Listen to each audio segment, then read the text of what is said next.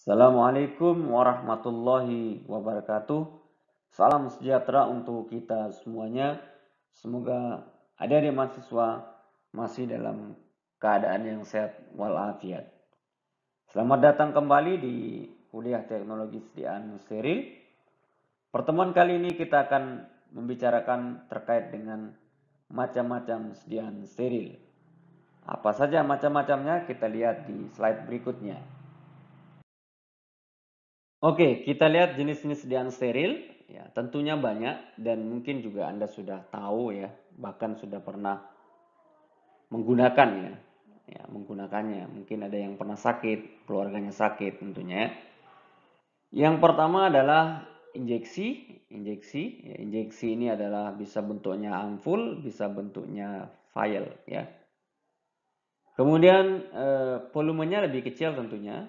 Ya, volume bisa bentuknya semuanya larutan atau suspensi ya. Kemudian infus yang kedua, infus volumenya lebih besar dari injeksi tentunya. Ya, kemudian ini diberikan secara kontinu ya dalam volume besar. Kemudian ada tetes mata, ada yang steril, bebas misalnya. Atau tetes mata obat keras.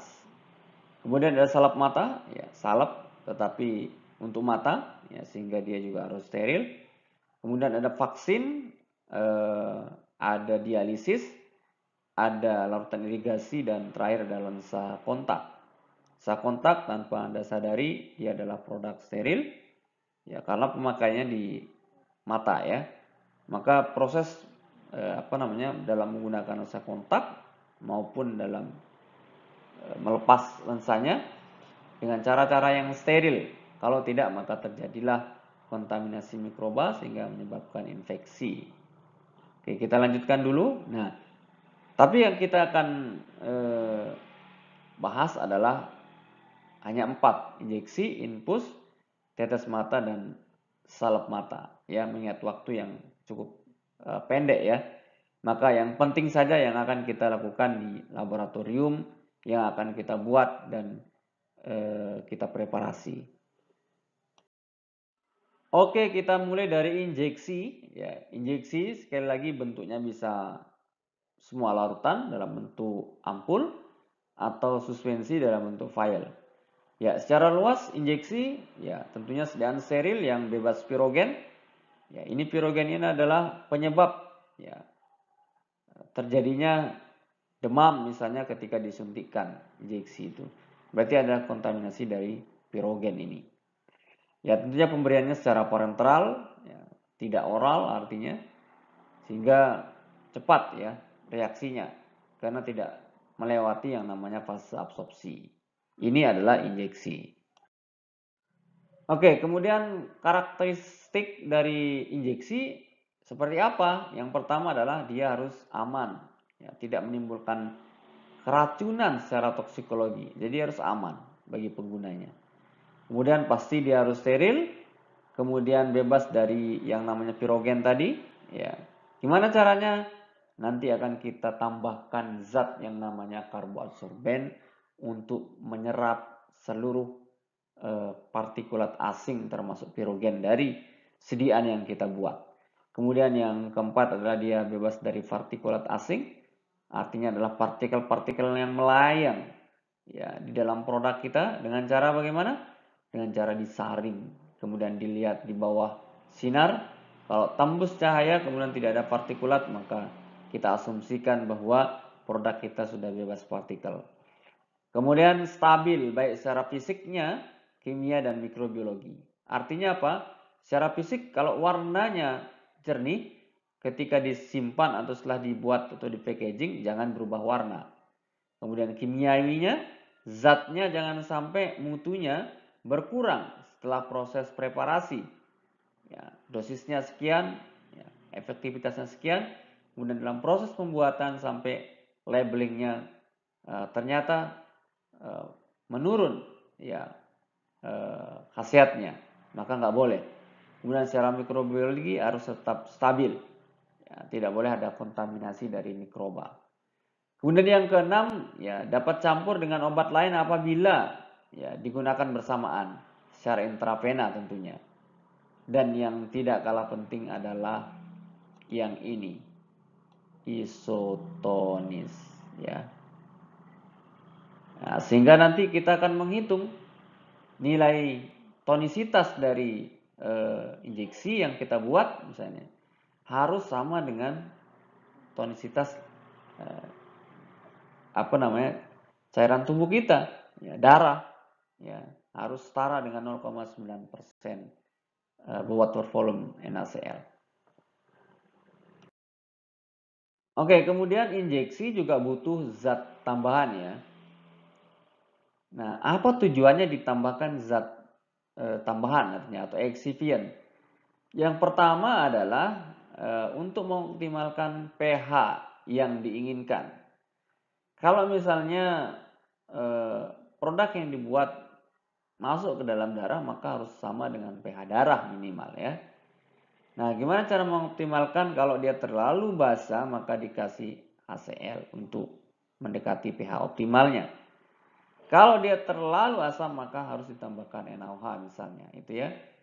Kemudian yang kedua, untuk mencegah, untuk mendapatkan larutan yang isotonis. Dengan cara apa? Nanti setelah dihitung nilai ini, ya.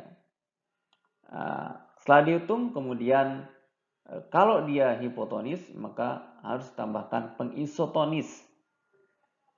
Apa yang ditambahkan? Bisa serbuk NaCl salah satunya. Sampai dia memiliki konsentrasi yang sama dengan cairan tubuh.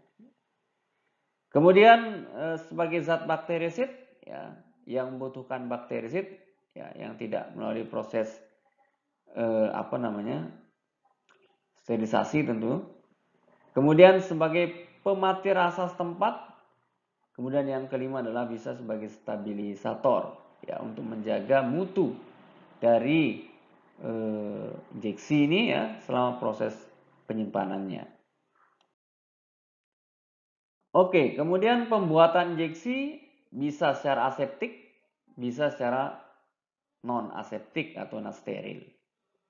Kemudian dalam proses pembuatannya setelah jadi, maka pemeriksaan apa saja yang harus dilakukan? Yang pertama adalah kebocoran. Kebocoran ya. Dengan cara dilihat ya sebenarnya ada cara yang diatur dalam farmakope untuk pemeriksaan ini. Tapi di laboratorium kita hanya melihatnya dengan kasat mata ya. Stimulasi ya. Kemudian pemeriksaan sterilitas tentu. Kemudian pirogenik, ini pemeriksaan pirogen ya. Dalam farmakope diatur ya sampai menggunakan hewan uji ya. Untuk memastikan produk steril itu betul-betul bebas pirogen atau tidak. Tapi di lab tidak melakukannya karena butuh waktu yang panjang. Kemudian kejernihan dan warna ya, bisa dilihat di bawah sinar ya, dilihat jernih atau ada nggak perubahan warnanya. Kemudian pemeriksaan keragaman bobotnya ya, penting ya untuk seragaman dosisnya. Kemudian juga keseragaman volume ya, maka harus seragam ya. Ini adalah pemeriksaan yang sebenarnya harus dilakukan ya, untuk memastikan mutu dari sediaan injeksi yang kita buat. Oke, kemudian keuntungan apa dari sediaan injeksi ini? Yang pertama, cepat tentunya bekerja, efeknya cepat. Kenapa? Karena tidak melalui proses absorpsi, langsung masuk ke pembuluh darah, kemudian masuk ke jaringan, berikatan dengan reseptornya ya bisa menimbulkan efek. Yang kedua, bisa digunakan untuk obat-obat yang memang tidak stabil di dalam lambung. Ya, rusak artinya oleh cairan lambung. Maka solusinya adalah dibuat sediaan injeksi. Kemudian yang ketiga adalah kemurnian dan takaran zat berkhasiatnya lebih terjamin kalau injeksi. Dan keempat, dapat digunakan sebagai depo terapi. Oke, tentunya ada kerugiannya. Ya, nggak mungkin hidup itu selalu berpasangan. Ya, ada bahagia, ada sedih. Ada senang, ada susah, termasuk ada untung, ada rugi. Ya. Yang pertama kerugiannya adalah ya, jika terjadi kesalahan, artinya kesalahan baik disebabkan oleh operator ya, yang melakukan SDM-nya atau yang lain ya, maka susah untuk dihindari, dicegah, susah untuk dicegah. Karena tadi dia langsung masuk ke dalam pembuluh darah. Kemudian yang kedua, cara pemberiannya lebih sukar. Ya, tentunya lebih sukar. Karena apa? Karena membutuhkan tenaga profesional. Dalam ini adalah tenaga keperawatan misalnya. Atau tenaga medis ya. Dokter misalnya. Tidak bisa dilakukan sendiri maksud saya. Kemudian yang ketiga, kemungkinan terjadinya infeksi pada bekas suntikan. Bisa jadi. Kalau misalnya tidak dijaga higienitas dari operator atau SDM yang yang menyuntikkan, maka bisa saja ada kontaminasi dari jari, kuku dan lain seterusnya, ya, sehingga menyebabkan bekas suntikannya terinfeksi.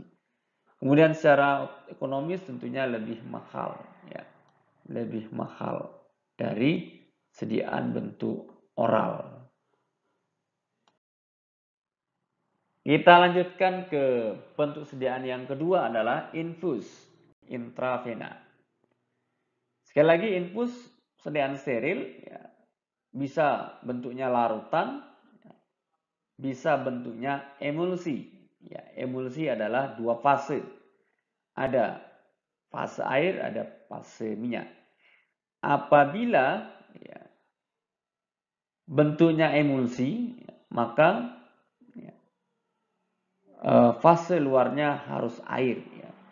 Kemudian dia harus bebas pirogen, sedapat mungkin harus isotonis ya terhadap darah tentunya. Kemudian gimana caranya mendapatkan isotonis, nanti kita akan menghitungnya. Dan disuntikan langsung ke dalam pena dalam volume relatif banyak. Rata-rata infus yang Anda ketahui volumenya 500 ml misalnya. RL, NaCl maupun dextrose. Kemudian apa tujuan pemberian infus? Yang pertama, mengganti cairan tubuh dan mengimbangi jumlah elektrolit dalam tubuh. Ya, mengganti cairan tubuh intinya. Keseimbangan cairan dalam tubuh. Kemudian yang kedua dapat diberikan untuk menambah kalori. Apabila tenaganya sudah drop misalnya, maka bisa ditambahkan dextrose misalnya, infus. Kemudian yang ketiga dapat dalam bentuk larutan koloid, dapat dipakai mengganti darah manusia. Yang keempat, sebagai obat diberikan dalam jumlah besar dan terus menerus ya melalui tetesan infus tentunya. Inilah tujuan pemberian infus. Oke, selanjutnya kita lihat syarat-syarat infus. Yang pertama, ya, sekali lagi kalau dibuat bentuknya emulsi, ini emulsi, ya, maka ya, fase luarnya adalah air. Diameter fase dalamnya tidak lebih dari 5 mikrometer. Ya. Tidak boleh mengandung bakterisid dan zat dapar. Kemudian harus jernih dan bebas partikel. Ini adalah mutlak, jernih dan bebas partikel sebagai syarat dari sifat fisik dari sediaan steril. Kemudian bentuk emulsi jika dikocok harus tetap homogen dan tidak menunjukkan pemisahan. Ya, Anda tahu emulsi adalah dua fase minyak dan air, maka di antara kedua permukaannya ada namanya emulgator. Ketika dikocok, maka dia harus bercampur menjadi satu, tidak terpisah. Maka kalau dia terpisah, maka tidak memenuhi syarat. Kita lanjutkan ke sediaan steril yang berikutnya adalah sediaan mata. Yang pertama adalah tetes mata, steril tentunya. Yang pertama harus steril, bebas dari partikel asing, kemudian jelas tidak mengiritasi, maka harus sama pH-nya dengan pH cairan mata supaya tidak mengiritasi mata. Kemudian mengandung bahan pengawet yang tepat untuk mencegah pertumbuhan mikroorganisme. Jadi bisa mengandung bahan pengawet. Sedapat mungkin isotonis dengan cairan mata untuk pembawa air. Sedapat isotonis. Ya. Tapi boleh sedikit hipertonis untuk tetes mata. Ya, alasannya karena ya, visualis mata seperti kerucut terbalik. Terlihat di luar tapi dalamnya tidak terlihat. Maka kalau dia hipertonis, konsentrasi garam di luar lebih tinggi daripada dalam, maka nanti akan ditarik ya semua kotoran bersama air mata yang ada di sisi-sisi dalam mata keluar mata dengan cairan yang sedikit hipertonis. Nanti saya jelaskan di ketika kita berbicara masalah perhitungan tonisitas ya. Ada. Kemudian mempunyai pH yang tepat untuk obatnya dan sedapat mungkin tidak jauh dari pH netral untuk mata. Stabil secara kimiawi. Ini adalah persyaratan untuk tetes mata. Oke, kemudian faktor-faktor yang harus diperhatikan dalam pembuatan tetes mata yang jelas harus memiliki nilai tonisitas yang sama dengan tonisitas cairan tubuh. Kemudian pH harus sesuai dengan pH yang dimana diaplikasikan. Kemudian memiliki nilai viskositas bila dibutuhkan. Ya. Kemudian pemilihan bahan pengawet yang tepat. Dan yang terakhir adalah sterilitas. Ya, sedikit saya kasih gambaran terkait dengan tonisitas. Ya, tonisitas ini selalu digambarkan dengan tekanan osmotik. Sehingga nanti kita akan menghitung nilai dari tekanan osmotik. Ya. Tekanan osmotik yang diberikan oleh garam-garam dalam larutan berair. Larutan mata adalah isotonik dengan larutan lain ketika tonisitasnya sama dengan larutan NaCl 0,9% bobot per volume. Sederhananya adalah dikatakan isotonik kalau sama konsentrasinya dengan larutan NaCl 0,9%. Itu dikatakan isotonik. Kalau di bawah 0,9 maka hipotonik. Kalau di atas 0,9% maka dikatakan hipertonik. Gitu ya. Nanti kita belajar di materi khusus tonisitas. Viskositas untuk mata ya, sediaan mata itu juga dibutuhkan ya, dipentingkan. Kenapa? Ini ditujukan untuk memperpanjang lama kontak dalam mata ya, dan untuk absorpsi obat dan aktivitasnya tentunya lebih lama ya. Nah, apa sih bahan-bahan meningkatkan viskositas? Yaitu ada metil selulose, polivinil alkohol dan hidroksimetil selulose. Ini ditambahkan secara berkala untuk meningkatkan viskositas. Oke, zat tambahan atau aditif ya, bisa juga ditambahkan di dalam sediaan mata, misalnya antioksidan, ya khususnya misalnya natrium bisulfat atau metabisulfat. Ya, ini yang digunakan dengan konsentrasi ya tidak lebih dari 0,3%. Ya, khususnya lagi dalam larutan yang mengandung garam epinefrin. Ya, jadi zat tambahan ini boleh ditambahkan, boleh tidak, tergantung kebutuhan. Oke, pH sediaan mata ya sedapat mungkin berada pada pH netral ya 7,4. Ya, dengan rentang boleh masih 5,2 sampai 8,3. Tapi sedapat mungkin kita posisikan dia di angka 7. Ya, ini masih bisa ditoleransi oleh larutan mata dengan ring pH 5,2 sampai 8,3. Ya. Itu untuk pH. Kemudian sediaan mata yang berikutnya adalah bentuknya suspensi obat mata. Ada suspensi, tapi sedikit sekali bentuk sediaan suspensi karena ya harus membutuhkan kehati-hatian dan teknik yang baik ya. Kenapa dibuat suspensi? Pertama mungkin ya bahan obatnya, zat aktifnya tidak larut di dalam air ya, sehingga harus dibuat solusi dalam bentuk suspensi. Kemudian mungkin juga untuk meningkatkan waktu kontak obat dengan kornea mata. Kemudian suspensi obat mata harus memiliki ciri sterilitas yang sama dengan larutan mata. Jadi sama parameter ukurnya antara suspensi obat mata dengan cairan obat mata, baik dari pengawet, isotonis, pendaparan, viskositas, dan pengemasan. Intinya adalah suspensi obat mata harus berkualitas sehingga partikel yang disuspensikan tidak menggumpal menjadi satu jika disimpan. Karena bentuknya suspensi, maka dia bentuk serbuk halus, tidak larut. Maka ketika digunakan, dikocok, kemudian tersuspensikan. Kalau kemudian serbuk halusnya menggumpal ya, di dasar wadah, maka produk suspensi sudah tidak stabil. Artinya sudah tidak bagus.